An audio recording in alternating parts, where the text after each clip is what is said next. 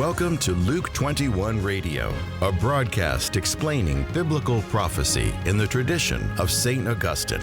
And now, from Greenville, South Carolina, here's your host, Steve Wood. Hello, this is Steve Wood, and welcome to Luke 21 as we study biblical prophecy together. We're in our series in the book of Revelation, and we're getting close to the end. We're still in Revelation chapter 21, and I'd like to revisit Revelation 21 and verse 22, which we highlighted in our last episode. And it reads like this: "And I saw no temple in the city, for its temple is the Lord God, the Almighty, and the Lamb." In our previous episode, number 526, we explored in depth that the eschatological temple, the final end-time temple, isn't something physical rebuilt. It's the body of Christ, which is taught by Jesus himself, by St. Paul, and here by St. John, where he said there's no temple, but there's going to be a temple, but not a physical one. The temple is the body of Christ, which, of course, is the church. Now, along with Revelation 21:22, if you really want to nail this subject down, you need to bring in focus 2 Thessalonians chapter 2 and verse 4. Why is that? Well, 2 Thessalonians chapter 2 talks about the Antichrist. And the early church fathers, aware of what was taught in Revelation 21 about no physical temple, and of Jesus' teaching, St. Paul's teaching that the temple is now the body of Christ, also saw in 2 Thessalonians 2 the following: "Let no one deceive you in any way, for that day will not come," that's the second coming, "unless the rebellion or apostasy comes first, and the man of lawlessness is revealed, the son of perdition, who opposes and exalts himself against every so-called God or object of worship, so that he takes his seat in the temple of God, proclaiming himself to be God." So how does this work? If there's no temple, and the temple now is the body of Christ, what gives in 2 Thessalonians 2:4 that the Antichrist takes his seat in the temple of God? So this is a little tough, and there's actually somewhat of a division in the early fathers. It's always good to track what they say. And we can look, for instance, in St. Irenaeus, very famous work he did around 180. It's called Against Heresies. And he said that the Antichrist would sit in a rebuilt temple for 3.5 years. Hippolytus, who wrote one of the, I think it was the earliest treatise on the Antichrist in the history of the church. He wrote it around 200. And again, both Irenaeus and Hippolytus are very early. And he said that the Antichrist reign required a literal rebuilt temple in Jerusalem. But yet, to be clear, Hippolytus knew that the temple described in Revelation 21 is the body of Christ. But he went in his thing about the Antichrist saying everything that Jesus did, the Antichrist tries to imitate, but in a false way. So Jesus Christ has a temple. It's his body. It's the church. But the Antichrist will try to deflect from that. So that's two witnesses from the very early church. St. Jerome, whom we should pay attention to, he has a commentary on Daniel.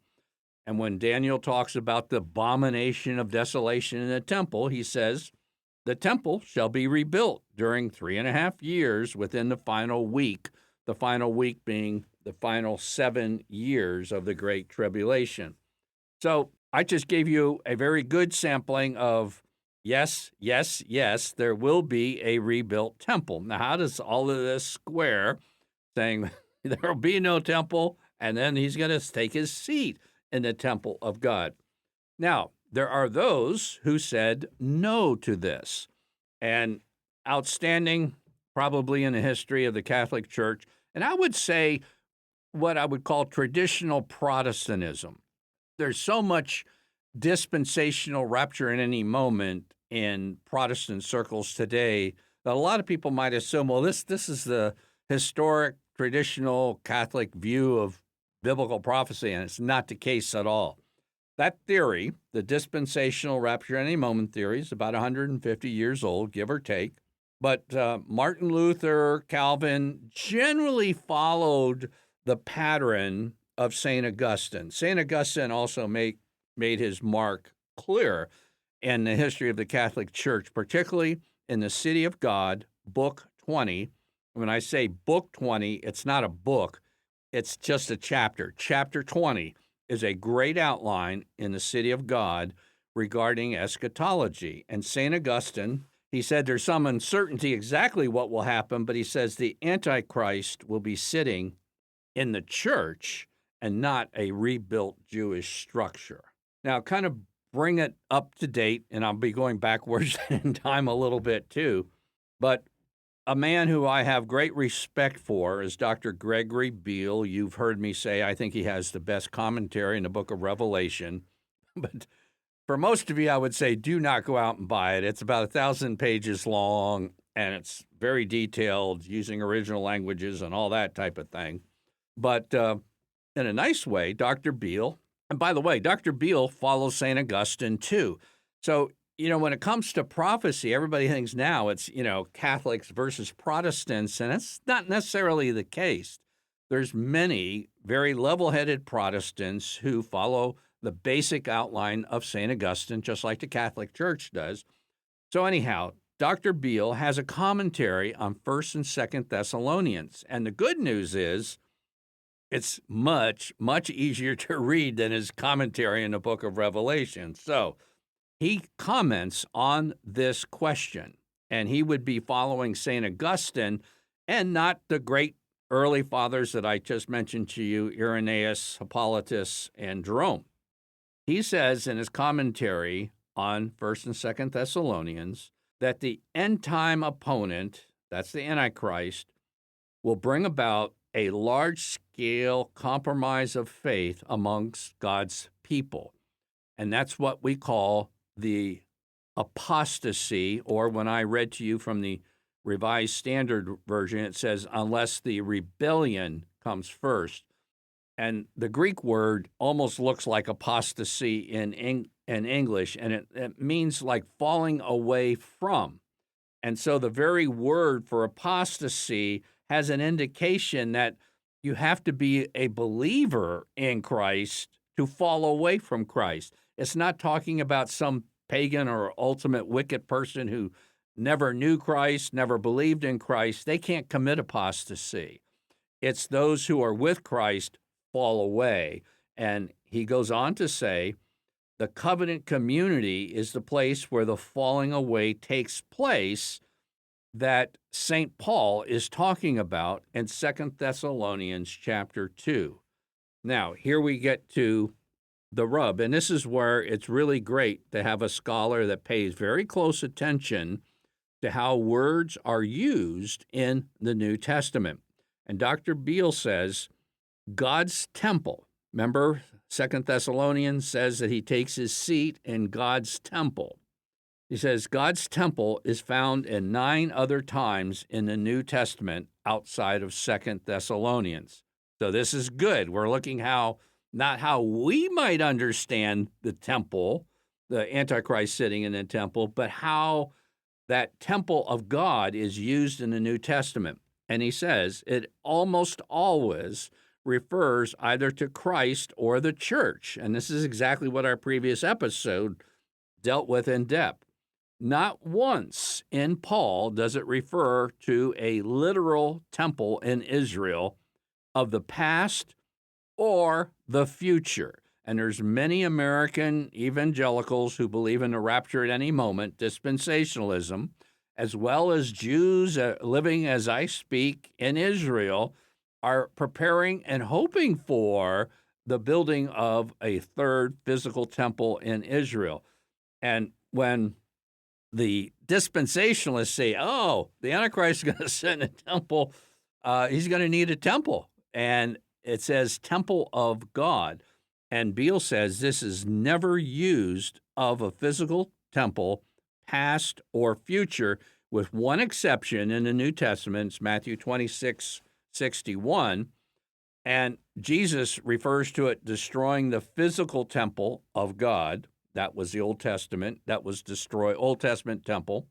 That was destroyed in the New Testament days in AD 70, and then building it in 3 days. The building it in 3 days is the resurrection of Christ, bodily resurrection, and that resurrected body becomes the church. So Matthew 26 is kind of transition from the second temple to Jesus's temple, the third and final temple, which is the church. I hope I didn't confuse you, but let me just go back one step. It's never used. Never used. Temple of God is never used in the New Testament to refer to something physical, past, or future. Got it? Now, you might say, okay, that's fine. So what? Well, actually, I think it's considerably more serious than building a physical temple in Israel. Now, that may happen, but the idea that the Antichrist sits in the church, that's what St. Augustine is leaning to. That's what Dr. Beale is leaning to. And St. Hildegard, who was made a saint by Pope Benedict XVI, very clearly envisioned the Antichrist arising within the church rather than some external bad guy, and that the deceptive power of the Antichrist will aim for a very precise goal: to substitute the authentic gospel of Jesus Christ with an anti-gospel morality that especially justifies sexual sins. She was made a saint by Pope Benedict the 16th in 2012, and this is what the Pope said when he was making her a saint. He said, in this context, a vision of St. Hildegard came to my mind, a vision which describes in a shocking way what we have lived through this past year. What was that? Well, it was the clerical abuse crisis, and he first brought up her name 2 years before he made her a saint in 2010. And he said what she saw, the Antichrist sitting in the church, is a type of vision for what we have just lived through. This is utterly, utterly serious stuff. So let's try to summarize this. I believe the primary threat from the Antichrist will be something that arises within a church. And even if there is a physical temple built by the Jews and dispensational Christians, the main threat remains the spirit of the Antichrist who deceives Christians to worship a sexual liberator. That's the big threat. And there may actually be both. There may be against, a fourth temple because they totally ignorant of the third temple, and they're building a fourth temple, which will be, again, a physical temple, which will actually perhaps be an appearance, a deceptive appearance of something that has scriptural basis when, in fact, it really has none. I'm Steve Wood, your host, and you've been listening to Biblical Prophecy with Luke 21.